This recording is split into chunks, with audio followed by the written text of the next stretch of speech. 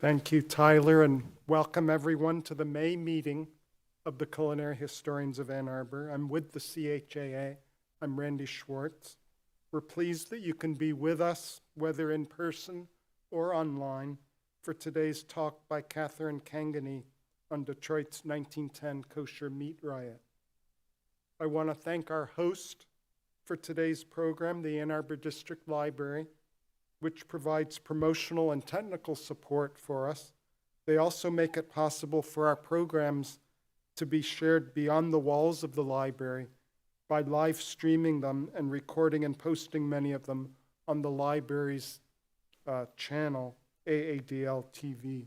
So actually, most of the people viewing the program right now are doing so online. Let's remember that. Some of them are actually overseas as well. For the new viewers and visitors today, here's a little information about the Culinary Historians of Ann Arbor.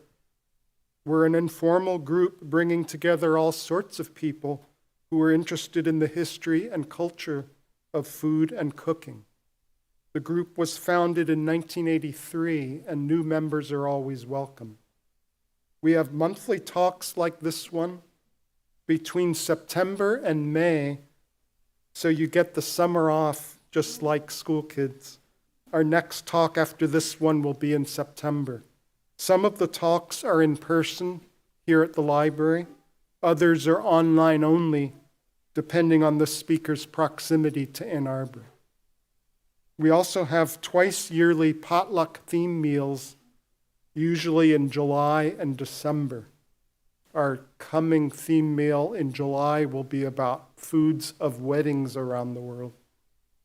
If you're not a member of CHAA, we would love to have you join. Our membership is just $25 a year for an individual or a couple, and it includes a subscription to our quarterly magazine called Repast. A postal subscription to Repast is only $20 a year, no matter what country you live in. So if you'd like to join our group or just subscribe to Repast, you can find the information on our website, culinaryhistoriansannarbor.org, by clicking on the membership tab there. You can also find us on Facebook. Just search for Culinary Historians of Ann Arbor and like our page to get our news into your timeline. Or if you're here in person, you can pick up a membership form on the side table over there. Also at the side table after the talk, we'll have some coconut macaroons and grape juice, so help yourself at that point.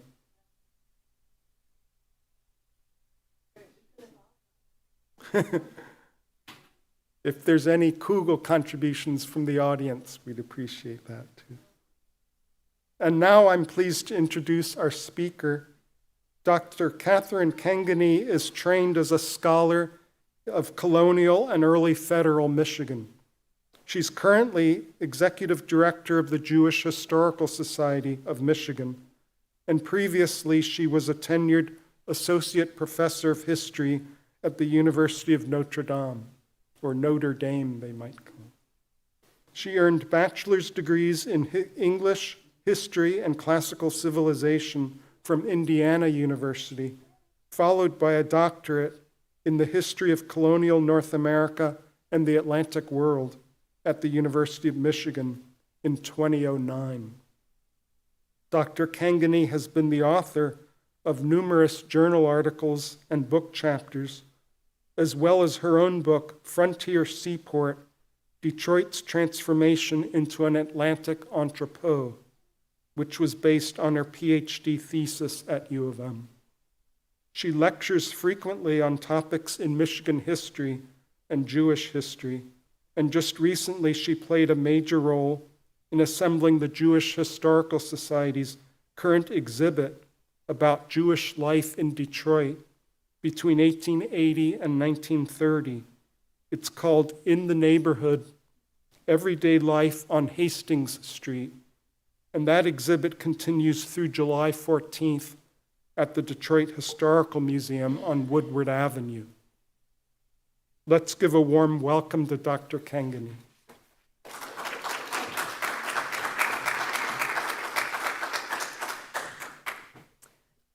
Thank you, Randy, for that lovely introduction. Can you all hear me okay in the back? Good. I am so happy to be here today. I'm so happy to be back in Ann Arbor. So happy to be with you. We're going to be talking about a forgotten moment in Detroit's economic history, its Jewish history, and its food history. And like so much historical research, it turned up completely by chance. We just opened an exhibit, as Randy mentioned, at the Detroit Historical Museum. And I was researching for that exhibit, and I was looking in the secular press for coverage about what was going on in Detroit's Jewish neighborhood from 1880 to 1930. And so I picked a year, 1910. I picked a holiday, Pesach, Passover, and I picked a keyword, kosher. And there it was. It dropped into my lap. So this is a story about what was happening in the city 114 years ago, right now.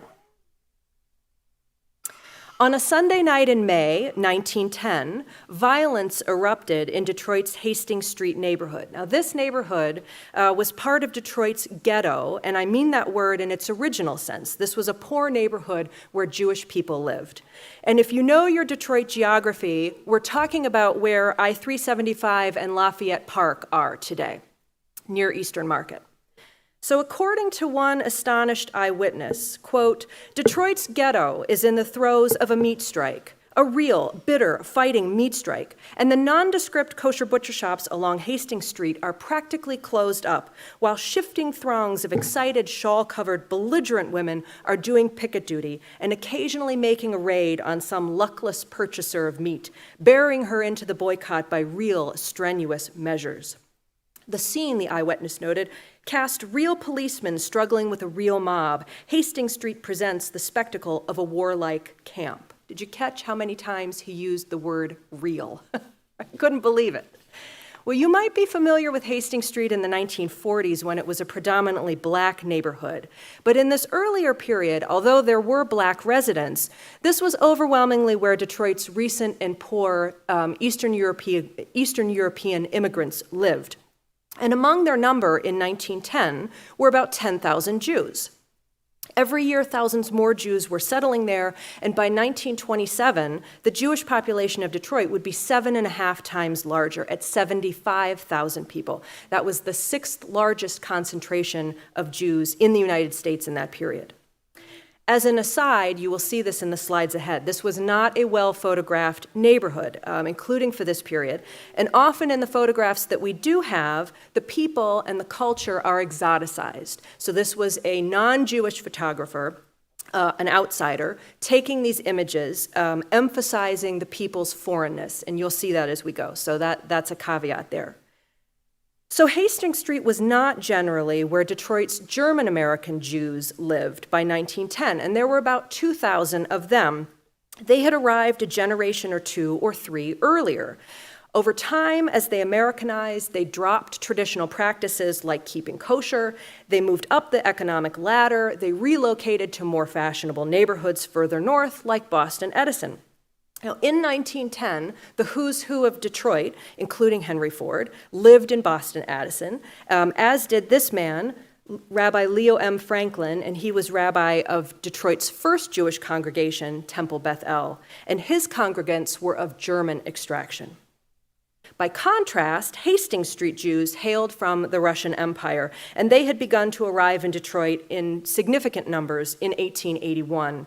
And they had once been solidly middle class, but because of systemic persecution and discrimination and violence, most of them had very little by the time they settled in the United States.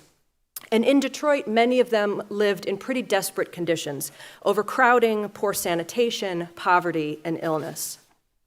But the silver lining of Hastings Street was that it was surprisingly easy for its inhabitants to continue to practice their cultural and religious traditions communally.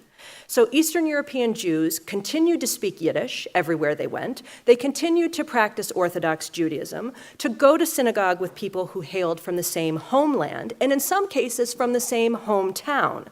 And they continued to keep kosher, following the dietary restrictions laid out in the Torah. So keeping kosher means not mixing meat and milk in the same meal. But it also means only eating certain parts of certain animals, and those animals must be killed according to Jewish dietary law.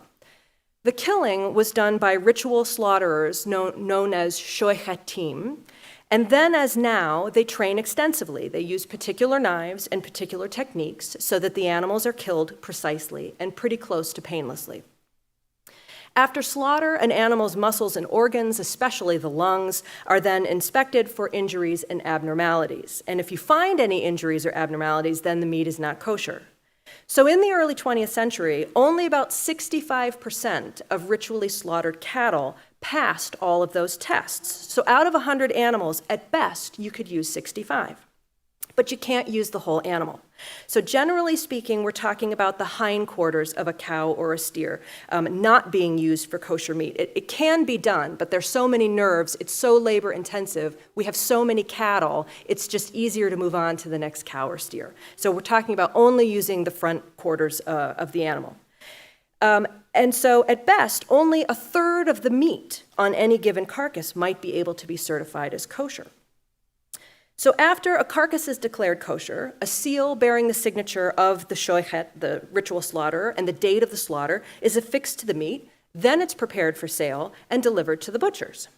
Well, today, if you buy kosher meat, it's fully processed. But in the early 20th century, the final stage of the protocol, called koshering, this is where you were fully draining the blood by soaking and salting the meat, that happened at home after sale, and that labor was done by women. Okay, so that's going to be important for our purposes. Women koshered the meat.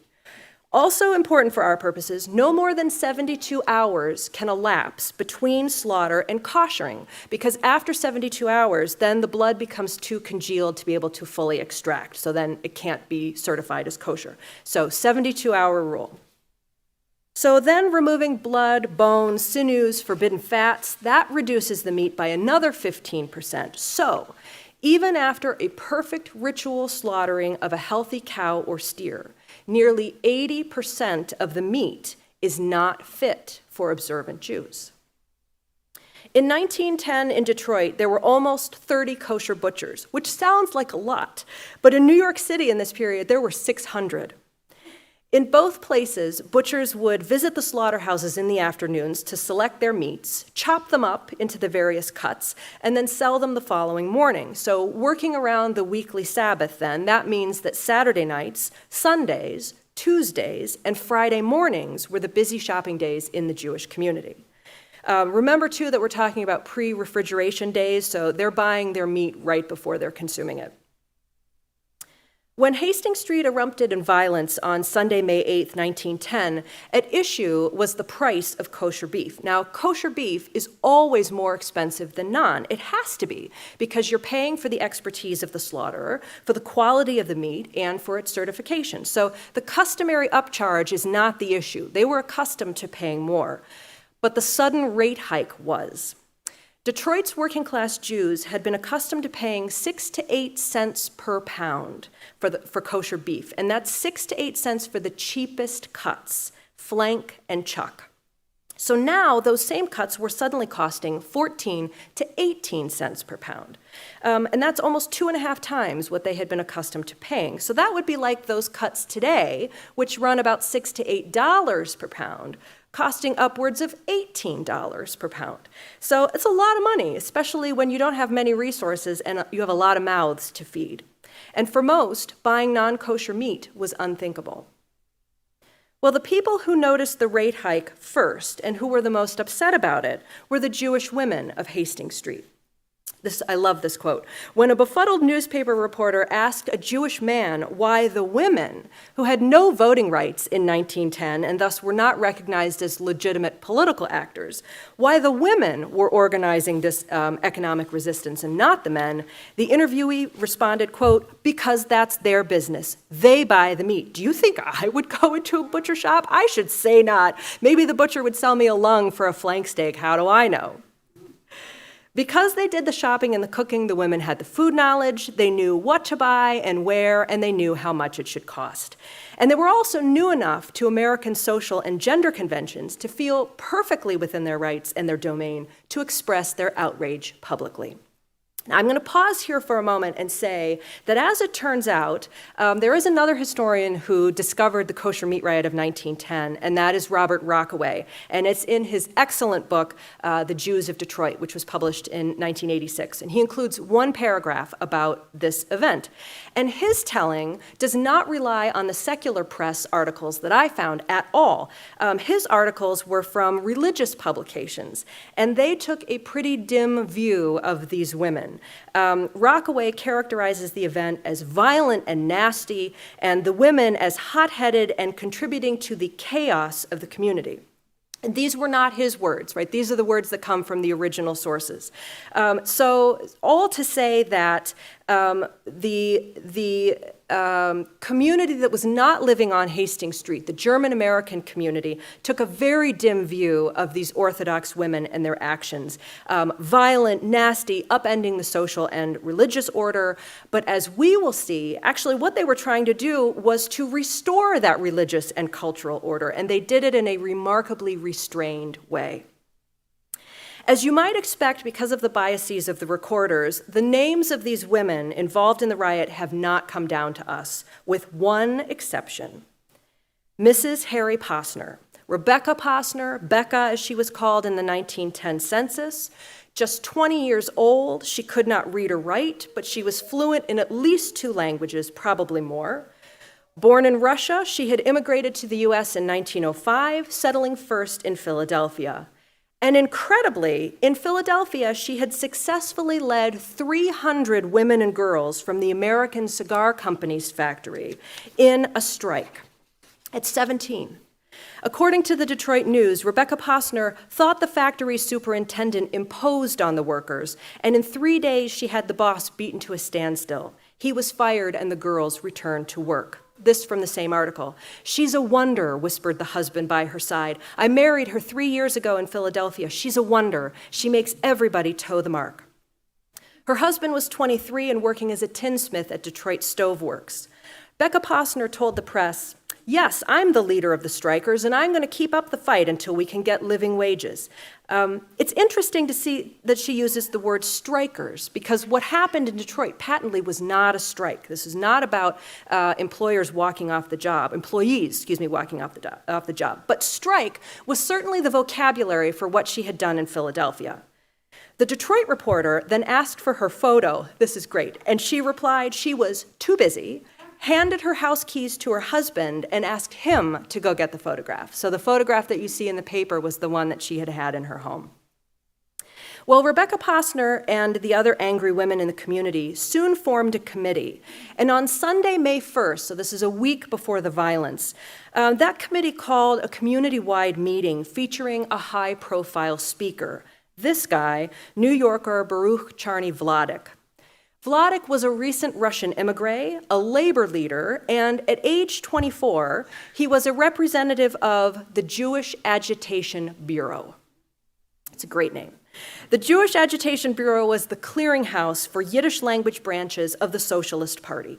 So in time, it would become the Jewish Socialist Federation, have a presence in 30 states. But in 1910, its purpose was simply and exactly what Detroit sought, a high-profile Yiddish-speaking socialist to help the locals organize around issues of labor and economy. Well, Vladik's speech in Detroit has not survived, but in addition to galvanizing the crowd, he probably did a couple of things. First, he probably linked what was going on in Detroit with other communities across the United States, because everyone, Jewish and non, was experiencing high inflation on meat, and that went double for kosher meat. In Indianapolis that January, Jewish families boycotted 4 kosher butcher shops. 2 months later, a woman in Baltimore was arrested for throwing a delivery boy's kosher meat in the street.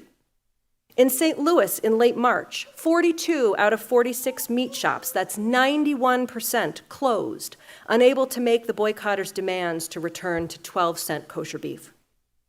In New York and New Jersey in April, just before Passover, 100,000 families boycotted kosher meat after threatening butchers with clubs and hat pins. In the weeks ahead, Cincinnati and Providence would also experience boycotts and riots. And because they subscribed to Yiddish newspapers, Jewish Detroiters undoubtedly knew all of this. But to have their own predicament linked with so many other communities, manifested in the presence of Vladik himself, undoubtedly would have been powerful and persuasive. Second, Vladik probably would have talked about what happened in New York 8 years earlier, the 1902 kosher meat riot, the first, the largest, the most violent of the kosher meat boycotts that rocked American Jewish communities in this period. In 1902 in New York City, this is the direct result of the actions of the Gilded Age robber barons. These are the wealthy businessmen who dominated various sectors of the American economy in this period, including railroads, oil, steel, and meat. Through monopolies and trusts, which were technically illegal, but Congress really didn't regulate them, the robber barons then manipulated prices across all of their industries. And because their industries were linked, it was virtually impossible for competition to break in, and virtually impossible for consumers to find cheaper alternatives. Well, in 1902, in Chicago, 5 robber barons created a conglomerate of 5 of the nation's largest meatpacking firms called the National Packing Company, and it was informally known as the Beef Trust. The Beef Trust mostly operated out of Chicago because, with the invention in 1875 of refrigerated rail cars, it was now possible to slaughter in one city and sell in another. So in 1902, the Beef Trust had a monopoly on the New York market. The majority of New York's beef had been raised in the American Southwest and Far West and sold and slaughtered in Chicago. So Chicago's Union stockyards, which you see here, processed more meat than any other place on earth. As Scott Seligman has shown, behind closed doors, the Beef Trust cooperated to depress prices they paid for cattle, pressure the railroads for kickbacks and shipping fees, and manipulate the nation's supply of beef and other commodities. So that meant that beef butchered in Chicago could be sold more cheaply in Manhattan than locally slaughtered cattle. Cheaper, but not fresher. Western dressed beef, as it was called, might sit in a Chicago slaughterhouse for 3 or 4 days before transport. It took 2 or 3 more days to reach the East Coast, where it might sit in a New Jersey storage locker for a week or more before being taken across the Hudson River for final sale. So we're talking about 2 weeks after slaughter. Sometimes the meat was treated with boric acid, a preservative, to prolong its shelf life. Well, the alternative to Western dressed beef was city dressed beef, and that was the other third of New York's meat market. So this is the beef that's slaughtered locally, but because of the Beef Trust's underhanded tactics, it cost 2 to 4 cents per pound more. So fancy New York hotels demanded this fresher variety, and because of that 72-hour law for Jewish dietary law, so too did those who kept kosher, because you couldn't get Chicago meat to New York within 72 hours, so Chicago meat was off the table. Well, anxious to increase its profits, in 1902, the Beef Trust raised its wholesale rates by 50%. With beef carcass prices climbing from 7 to 10.5 cents per pound. The butchers, of course, passed this rate hike on to the consumers. The consumers turned around and blamed the butchers. The butchers blamed the Beef Trust. The Beef Trust blamed a cattle shortage, but that was a lie. There was plenty of cattle. It's just that the Beef Trust manipulated those prices too. President Theodore Roosevelt, known as the Trust Buster, went after the National Packing Company in 1902, directing the filing of simultaneous lawsuits against the 5 firms. But the court battle was slow, and the prices remained stubbornly high.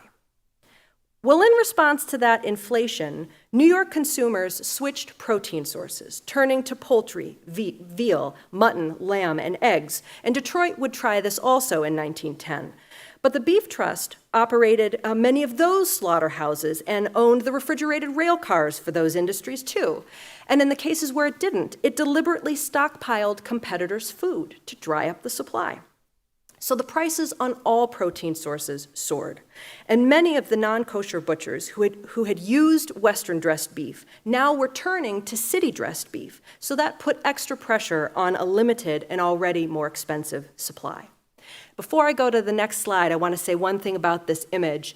This is a shoichet, this is a ritual slaughterer from Detroit in 1909. He's pantomiming, okay, right, this is not real. He's in a lovely three-piece suit in a doorway. He's not really gonna kill a chicken. But he's pantomiming for a journalist how he does it. And you can just make out the knife there a little bit, see his children in the doorway there. I love this image. This is the only one of a shoichet for this period for Detroit, so it's worth mentioning. Well, in response to the new competition for city-dressed beef at a higher price point in New York City, New York's Jewish women turned first to boycotts and then to riots that escalated in violence, and they won. After 3 weeks of unrest, the battle was over. Meat prices declined, but the victory was brief. The war against the beef trust was still raging, and in the years that followed, various meat riots, many in the Jewish community, broke out over these exact same issues. There were kosher meat riots in Cleveland in 1906, Baltimore in 1907, just about everywhere in 1910, because the beef trust would not be shut down for good until the early 1930s. Well, the 1902 meat riot in New York became the model, the blueprint for how to deal with the price hike in the short term. Okay, so here's the plan. First, demand a return to 6 or 8 cent beef. If that fails, boycott beef, target boycott breakers with fists, clubs, and hat pins. Make any beef that you find inedible. Overturn delivery wagons, throw the meat in the mud, string it up on telegraph wires, raid butcher shops, fling the meat on the floor, rip purchases from the customer's hands, douse the meat in kerosene, force the butcher shops to close, smash the windows of those still doing business, put your best public speakers on soapboxes to rail against greed, and most importantly, band together to open a co-op kosher meat market that is contract bound to sell beef at the old prices. And this is exactly what the Hastings Street women would do 8 years later. So following that mass meeting on Sunday afternoon, the community descended on Hastings Street at about 7:30 p.m., a busy shopping time. And here's what the Detroit Free Press had to say. And as I read this, I want you to note how closely they hewed to the New York model. More than 1,000 irate Jewish housewives, some armed with cans of kerosene, raided the butcher shops of the neighborhood at sundown. They advanced upon the butchers, scattered the precious meats upon the floor, and harassed the proprietors until every shop on Hastings Street between Montcalm and Adelaide was closed tight. Women rushed into the Hastings Street butcher shop of Joseph Lansky, dragged the meat from the counter, and some even pushed their ways to the blocks where the clerks were at work, and ultimately, the employees were forced to retreat. Kerosene flew about the place, and meat, which last week was advanced to 16 cents a pound, was ruthlessly ruined. By this time, the mob had swelled to fill 4 blocks. Once Lansky's store was decimated, the mob turned its efforts to smaller butcher shops, defiling the meat and breaking windows.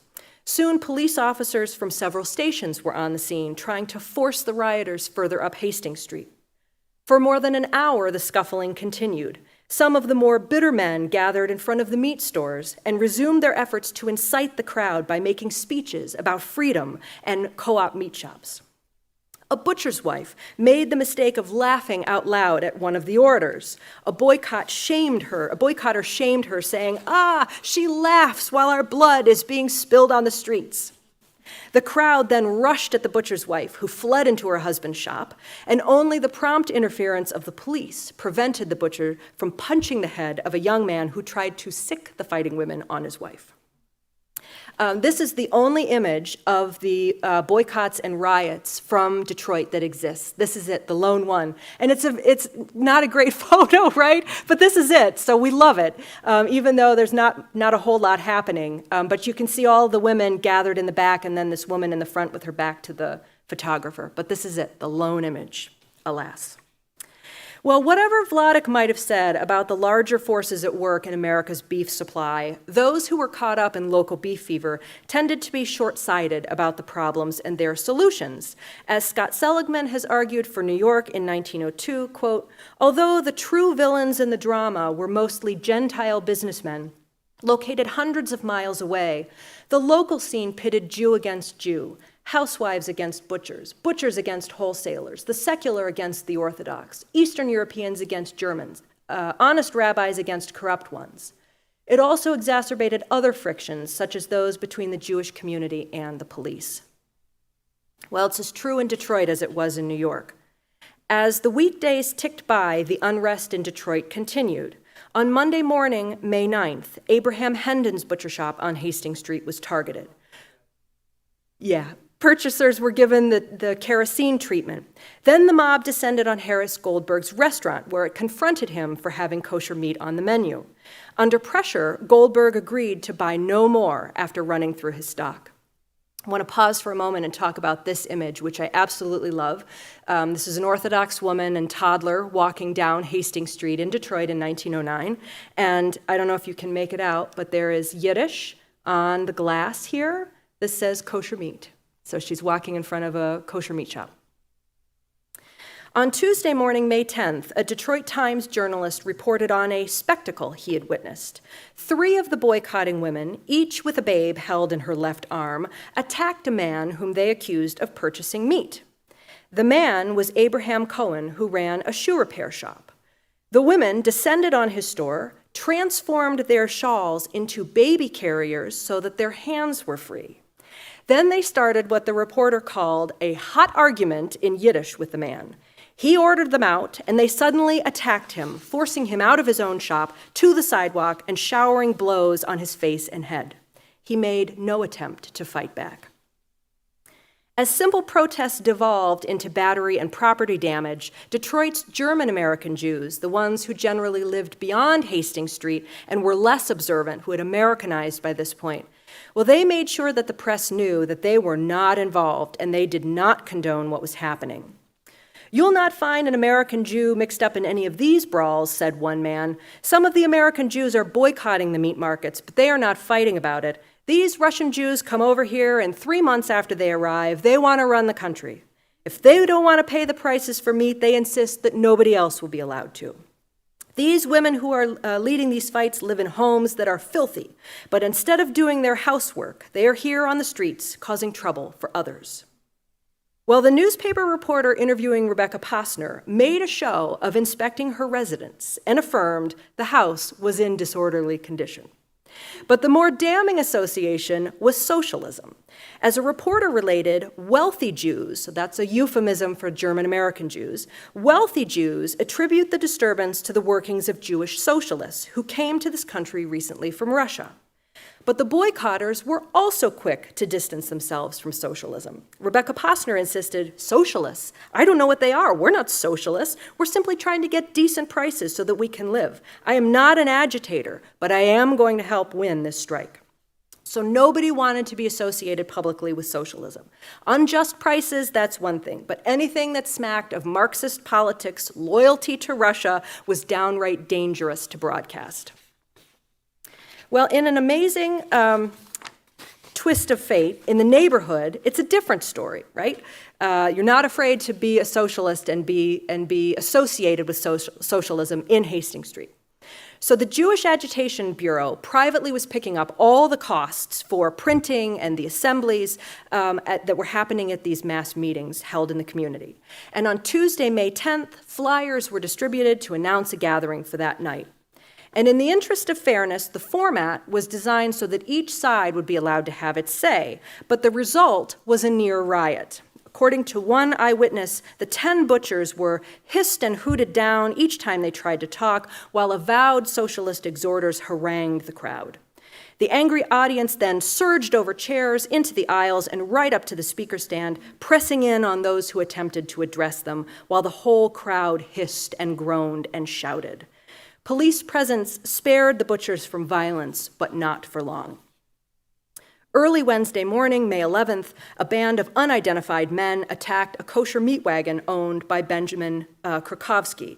Krakovsky, you see there on the right side of the screen, he was known for being the first butcher to offer home delivery, right? So that tells you something about his clientele. Okay. So the assailants stopped the wagon, threw a bag over the driver's head, began tossing the beef into the street where it was trampled or then strung up on telegraph wires. And when the dust cleared, everybody pointed a finger at somebody else. The kosher butchers said that the rioters had done it, even though the rioters were women and the assailants were clearly men. Krakowski's son blamed the other kosher butchers, who he felt were envious of his father's wealthier clientele. In retaliation, Krakowski's son and a couple of his friends then attacked the driver of another kosher butcher. So now the butchers were turning on themselves. The next day, Benjamin Krakowski found himself in police court, making a formal complaint about his ruined kosher meat.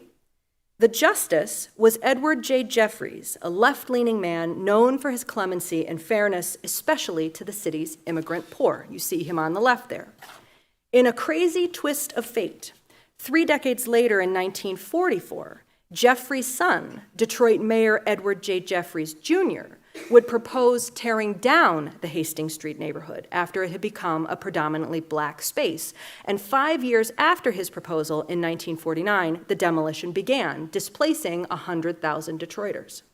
Jeffries Freeway, I-96, which I drove in on here today, I'm sure others of you did also, was named in the mayor's honor.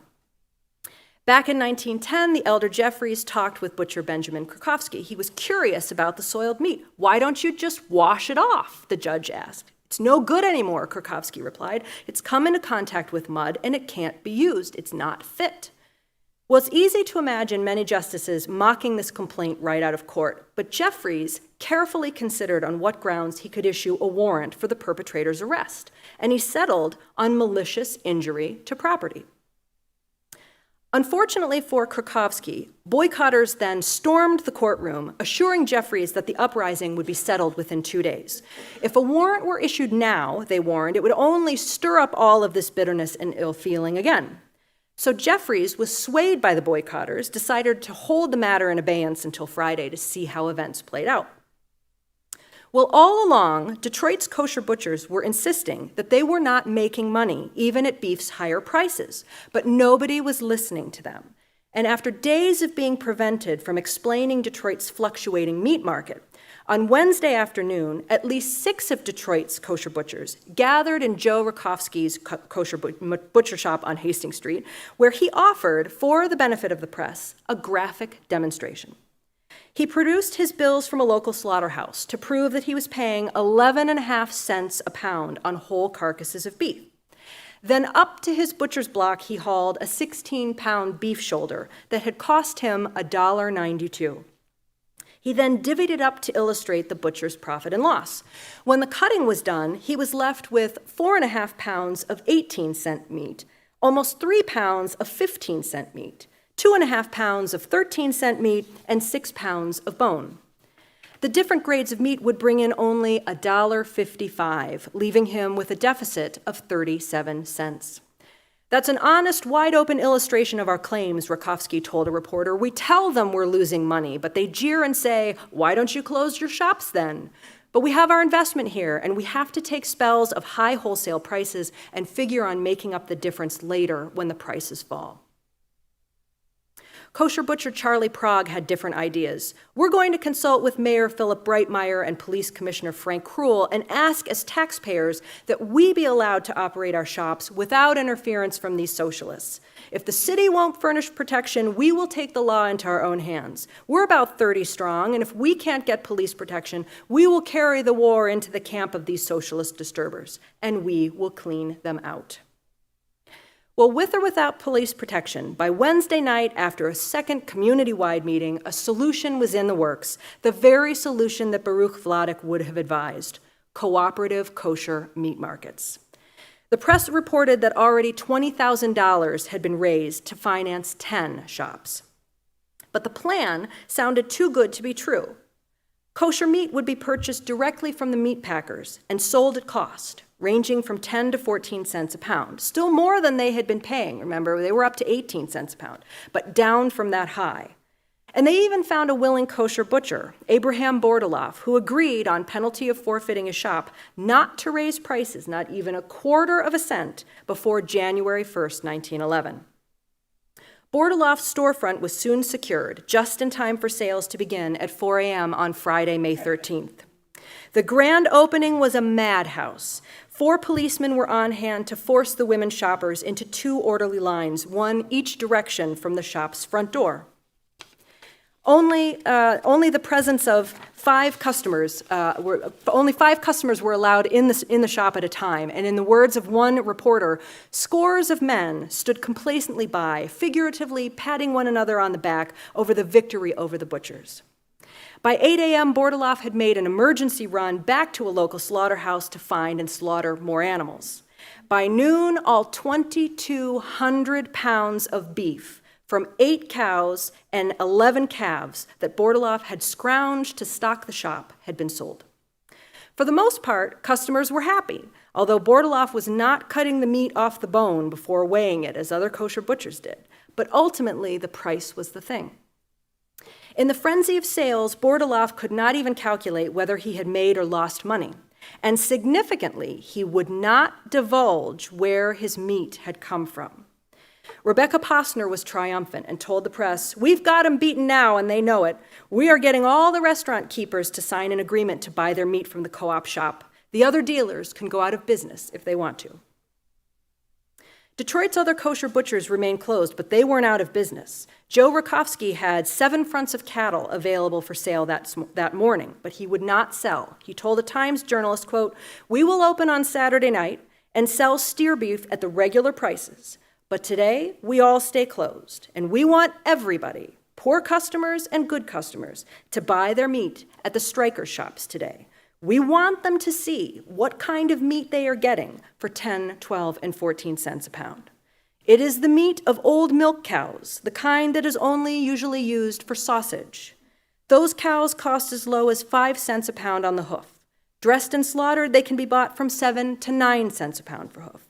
It is not good meat, but the strikers are buying it now as chuck, flank, and shoulder steak, and they are satisfied because they are getting it for 10, 12, and 14 cents.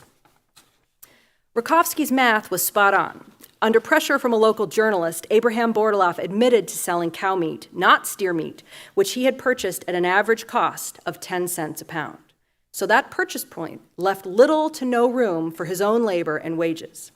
But as Rakowski put it, the other kosher butchers were very satisfied to have Bordeloff sell all of that he wants to. The boycotters, however, envisioned a different outcome, and they gave an ultimatum to the other kosher butchers. Unless they agreed to sell meat at 10, 12, and 14 cents a pound, they would open several additional co-op butcher shops and put the holdouts out of business. The boycotters then demanded a $50 good faith payment from each kosher butcher. That's $1,100 they want to collect before they move on to some other town and start a disturbance, said Rakowski with a grin. They'll never get $50 from any butcher, and no butcher is going to deal with their committee. Well, they did get at least one other butcher to open a co-op. Jacob Cohen would hang out his shingle on Hastings Street the following week. As Friday's frantic sales ground to a halt and the community returned home, relieved, triumphant, ready again to prepare for Shabbat, Abraham Bordeloff, the first co-op butcher, must have felt great anxiety. He had sourced his first day's worth of meat at great personal cost. He was extremely worried about maintaining the supply at the required price point. But while Bordeloff fretted silently, his co-op partner, Abraham Markovitz, boasted to a reporter, "I can get all the meat they want and sell it at 10, 12, and 14 cents and keep in business." But he did not disclose how he could possibly achieve what no other kosher butcher anywhere in the United States could achieve for long. A group of Jewish men working behind the scenes to broker the co-op deal made no bones about the supply lines. Bordeloff's meat would come from Chicago, falling prey to the very source of the unrest.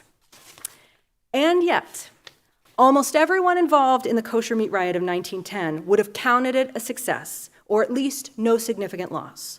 Nobody went to jail. Nobody was arrested.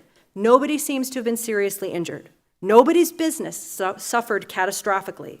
And the women who protested the high prices got their co-ops at the desired price points, but it's unclear for how long. Of the co-op butchers, Abraham Bordeloff's name, but without Markovitz attached to it, continued to appear in the city's meat market directory. Who knows if he was continuing to run a co-op, but he couldn't have made a living at it. The names of the trust butchers, Joe Rakowski, Benjamin Krakowski, Charlie Prague, they too appeared in city directories, outlasting the coercion and threats of closure by force. And by 1915, all four of them have moved their shops away from Hastings Street, relocating with the community as it moved north. Well, after being the face of the boycotts, Rebecca Posner and her husband Harry opened a restaurant of all things, right? You have to imagine it's related to this. And in the course of doing that work, she learned to read and write. And we know that because it's listed on the 1920 census that she could read and write by 1920. She continued running the restaurant after her husband's untimely death until at least 1920, and she remains in Detroit long enough to appear in the 1920 census, and then she vanishes from the historical record. We have no idea where she went, if she married, changed her name, moved out of state, no idea. She's gone. Although President Roosevelt began to dismantle the Beef Trust in 1912, it would take another 20 years before it was fully dismantled, and that long demise certainly improved the quality and availability of the meat. But even so, intense controversies over the kosher meat supply and suppliers continued to arise in Detroit. In 1914, Detroit received a new kosher meat inspector by the name of Joseph Zeltzer, who relocated here from New York City.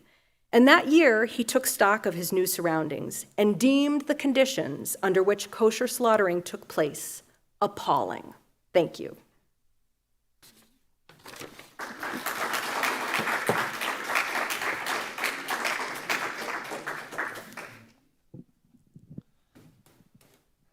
Okay, so we'll open up for questions. If anyone has a question, they can raise their hand. I'll bring the mic over to you. And if people are watching online and they have questions, feel free to drop them in the chat, and I'll try to monitor that as well. So we have a question over here. Do you know the name of the Posner restaurant, Rebecca Posner's restaurant? I do not know the name of Rebecca Posner's restaurant. That's a great question.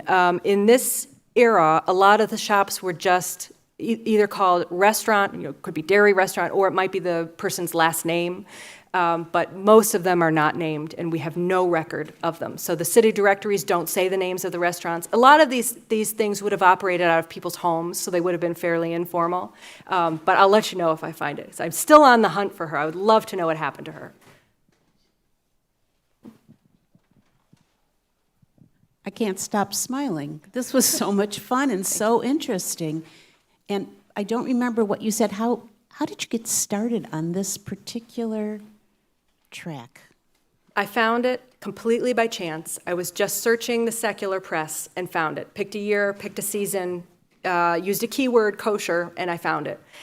Interestingly, there were many Yiddish newspapers in Detroit in this period. Those have not survived. So had there been coverage in those papers, and presumably there would have been, that's all gone, alas. So aside from those religious sources that Robert Rockaway found and the secular press, so far that's it. Haven't found any letters about it. Haven't found any newsletters about it. So it's a big mystery.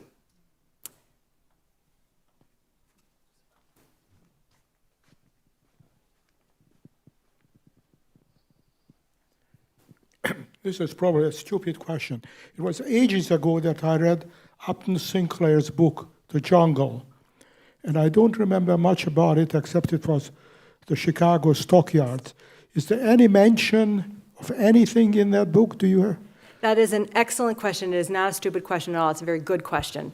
So Upton Sinclair's The Jungle, which is the expose of the Chicago meat yards, was serialized in 1905, first published in 1906.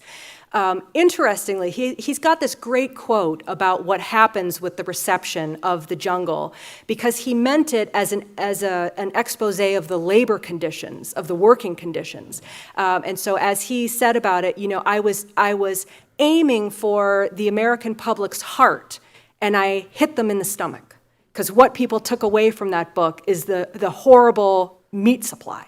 What he was actually trying to talk about was labor.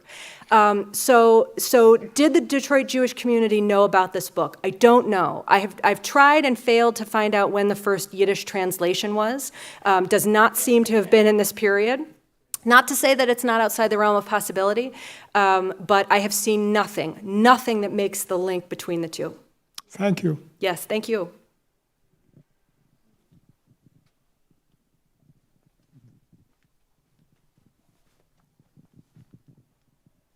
So I think you said that the meat would like 20% of the cow, and so of course that's kosher. That's separate. What happens to the rest of the cow? Great question. What happens to that other 80%? So it goes to the non-kosher market. So it might just go to the run-of-the-mill non-kosher butcher shop. Also, the Army, U.S. Army, is a big buyer of meat, especially going into World War I. So that's a big buyer of non-kosher meat. And also the pet food industry, Alpo, and other things. So they find uses for all of it. Yeah, exactly. You had to have a source. Oh, yes. Oh, yes. Yeah, so interestingly, in places where you do not have a large cattle supply, like in Israel, you take the time to make the hindquarters kosher. It can be done. You have to remove all of the nerves. It's a big pain, but it can be done. But here, where cattle is so plentiful, it's faster and cheaper and easier and more efficient to just move on to the next cow.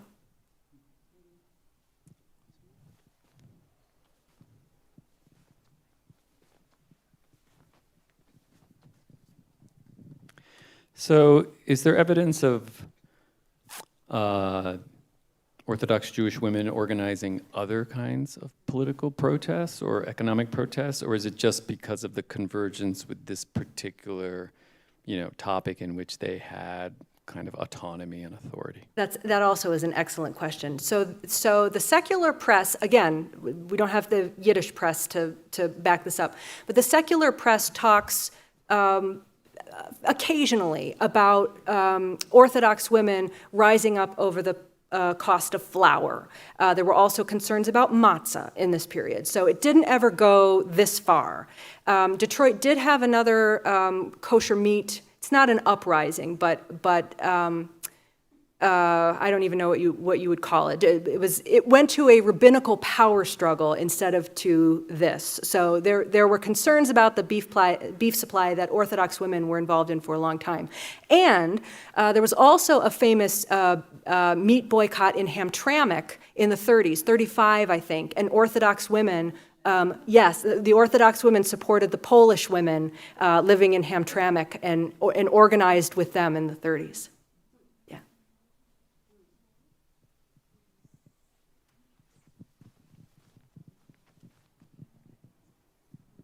I was just curious whether in Detroit in 1910, were most of the Jewish residents of Eastern European origin using Yiddish as their main language? They were, overwhelmingly. Now, Hungarian Jews did not speak Yiddish, so they would not have, so there were pockets in the Detroit Jewish community that did not speak English, and obviously the German-American Jews by that point had Americanized and were speaking English. But yes, these overwhelmingly were speaking Yiddish everywhere they went, and that was one of the lovely things about the Hastings Street neighborhood, because everything's in Yiddish. The store signs are in Yiddish, the menus are in Yiddish, so it was a place where there was less pressure to Americanize. I have a question from the chat. Were the slaughters also the sellers, the retail sellers of beef, or were these two separate roles? Oh, excellent question. This is two separate roles. So the shoichet team, the ritual slaughterers, they're the ones that are overseen by a rabbi, and they're doing the physical slaughtering of the animals. And then once the meat has passed inspection and it's sealed up, then it's sent off to the kosher butchers. And it's sent as a big piece, right? So then the kosher butchers are going to chop it up into the various cuts and then sell it in their shops. So yeah, this is a different set of labor. And the kosher butchers didn't have to have the skill set that the ritual slaughterers did, right? Because they have to, you have to have a knife that is free of any nicks or imperfections. You get one shot to slice cleanly through the trachea. If you don't, you're out of luck. So it takes a lot of training because it's so precise. to be able to do it. So your average kosher butcher would not have had that skill set at all.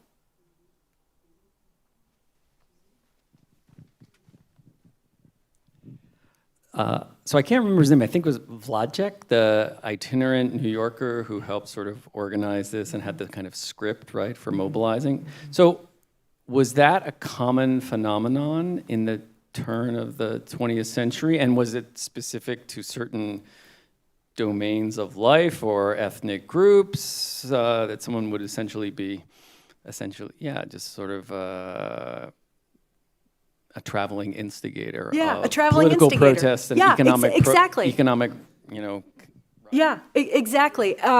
So he goes all over, and he's not the only one. The Jewish Agitation Bureau has a band of these roving instigators that go city to city to try to help, foment a response and get them to adhere to this model. So he went elsewhere. Then he went on to become the editor of The Forward, which is still in print today. It's the big Jewish newspaper out of Detroit. It was in Yiddish in this period. So he went on to edit that. So he clearly was a guy who, was moved by these kinds of issues, wrote about them, edited about them, in addition to speaking about them and riling people up. Did the Irish do this?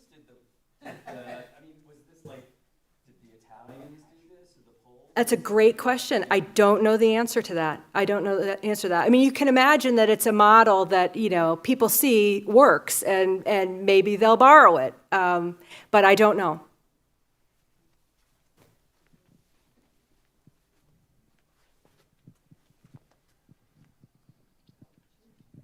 This is really a digression, but I know that the Detroit upper crust considered the Ford's nouveau riche, and they didn't really accept them. I presume they never accepted the German Jews either. Oh, no. I mean, it depends on the degree of Americanization, right? And the degree that, okay, so Henry Ford was a noted anti-Semite. He had an anti-Semitic newspaper, the Dearborn Independent, that was published for a number of years and ended up going to a court case and had to be shut down. He was very good friends with Rabbi Franklin, who was the rabbi of Temple Bethel, the first congregation in Detroit that is the German congregation. And they had a very nice working relationship, the two of them. He also had a nice relationship with Albert Kahn, who was another, upper crust Jewish person, the architect. He built Hatcher Library, designed Hatcher Library, among other things, and the Clements Library building. And the train station, yeah. So they had a nice working relationship. But there's always that, kind of underbelly, and that's certainly true for guys like Henry Ford. What were the principal occupations of the residents of this Hastings Street neighborhood? Great question. So in the Pale of Settlement in the Russian Empire, so we're talking about the millions of acres on the western side of the empire, they had been restricted from most occupations, most higher education. So they came taking menial jobs, clerks, tailors, peddlers. But incredibly enterprising, right? So you start with nothing, you get a backpack with goods, over time it becomes a horse and a wagon, over time it might become a stall at Eastern Market, then eventually a storefront, then eventually a chain of storefronts. But they were, by and large, working in the most menial jobs when they came to the U.S. I have another question from the chat. Were there no established American kosher Jews at this time who wanted to take part in the revolt? Or was it, as you mentioned, that they were not as strictly kosher, so they bought their meat elsewhere? Excellent question. So it's a little bit of both. So some of the newspaper coverage for 1910 alludes to German American Jews who were participating in the boycott, right? Solidarity on the boycott, but not the riot. So they would assist to a certain degree, but nothing that would compromise the progress that they had made in fitting in, Americanizing, et cetera. However, a lot of them by this point were not keeping kosher, and if you look at the the cookbooks that this population was putting out for the newcomers. There's a lot of treif, right? There's a lot of non-kosher, unfit recipes, food in those recipes. So a lot of them were eating shrimp and other things. That was very common. You see that in the Jewish American cookbook? Yes, you do. In the settlement house cookbook, yes, you do. Yes, you do.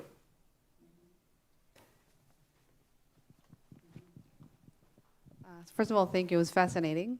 I was wondering, in general, I know that at this stage, most of the businesses are within the Jewish community.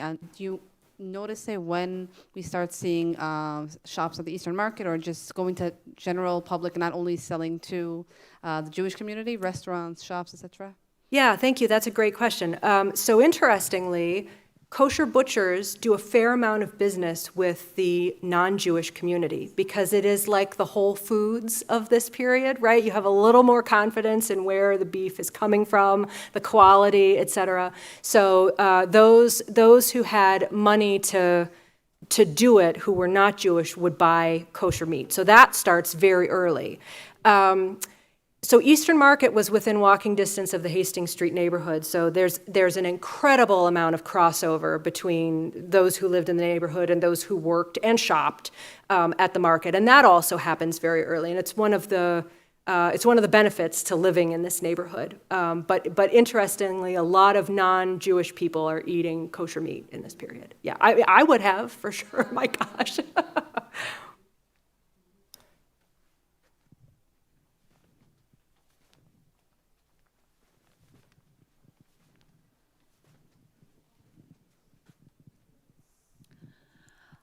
I wanted to ask you a question. What is the difference between kosher meat and halal meat?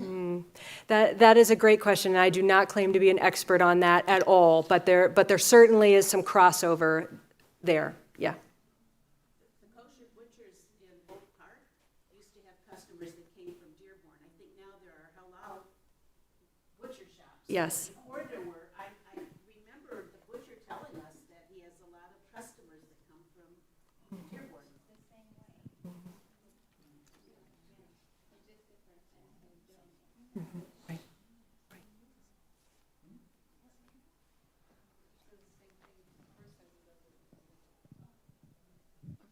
There was tell me more about the Jewish Agitation Bureau.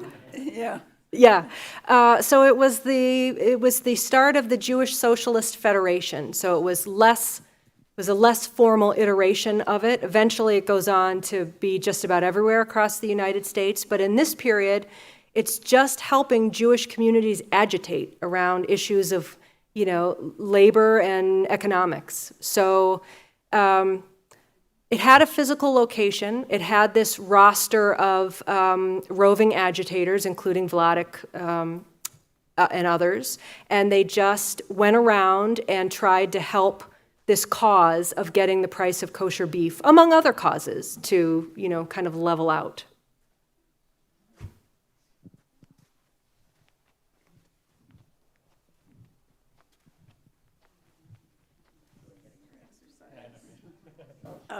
Do you know what some of the other causes were that the Agitation Society supported? The ones I know about are all food related, but I can imagine there must have been many. Certainly, I wouldn't be surprised if they were involved with the Dearborn Independent in some way, sort of working behind the scenes, perhaps. I wouldn't be surprised, but I don't know. That's my conjecture. But certainly labor. Certainly labor. Yeah. Yeah.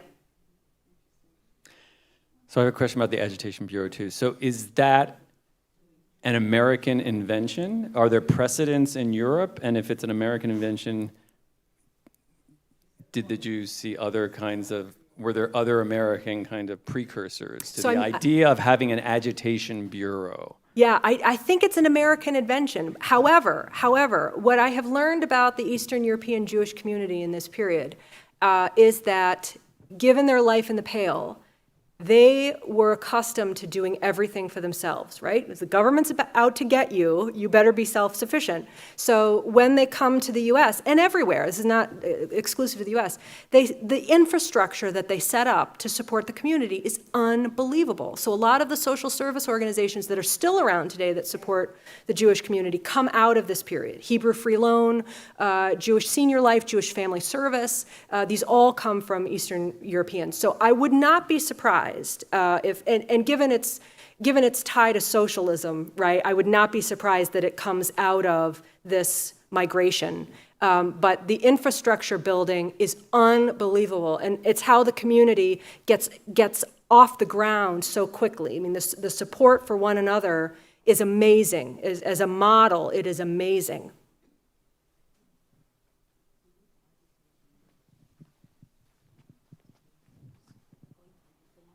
Could you tell us a little bit about the exhibit? Sure. So up in the community gallery on the second floor of the Detroit Historical Museum is our exhibit in the neighborhood, Everyday Life on Hastings Street.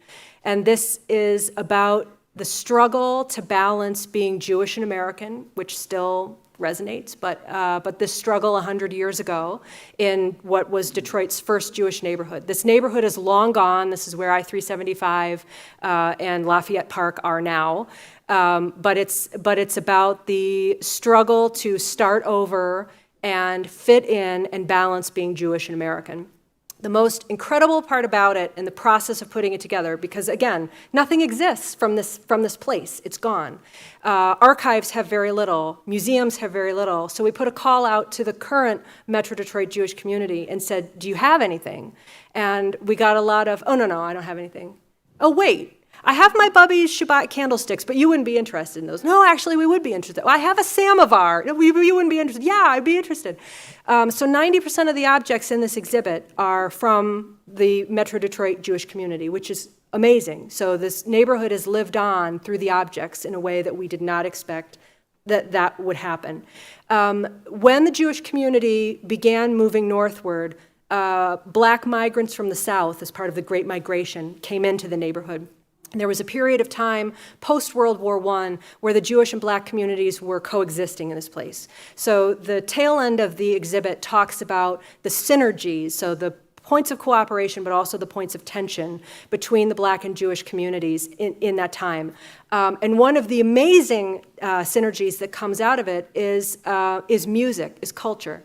Jamon Jordan, who is the official historian for the city of Detroit, partnered with us on this portion of the exhibit, among others.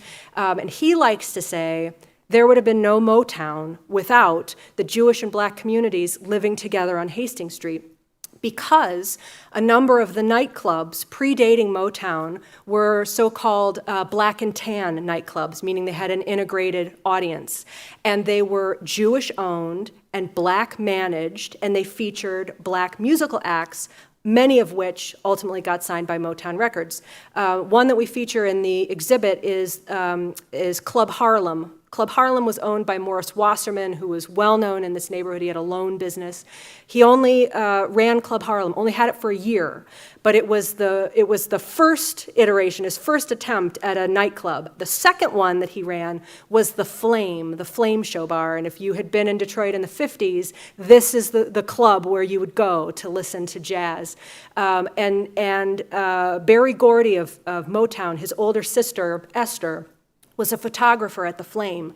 And so she would take patrons' photos and then sell them, for money. And she would bring her little brother along, and he would scope out the musical acts. And then when he founded Motown, signed a number of them. So there's this very interesting synergy between the communities, especially around music. So on offer now through Sunday, July 14th. Okay, if there are no more questions, please help me give another round of applause for Dr. Cangany. Thank you. This was a lot of fun. Thank you.